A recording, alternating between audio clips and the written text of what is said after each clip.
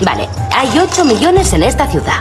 Mogollón, ¿no? Sí. Pero la mitad son mujeres y por mucho que lo intenté en el instituto, sé que no me va. ¿Cuánto lo intentaste? Déjalo. Vale. Así que 4 millones de hombres. Luego hay que acotar la edad, digamos, más de 20. Para que sea legal. Menos de 40. Para que sea sexy. Ha bajado a 1 millón. Bien.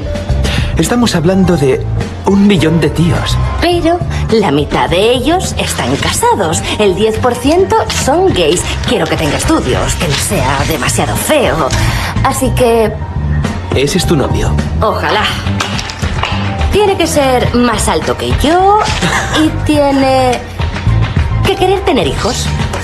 Así que sí, estoy en 10 páginas de contacto.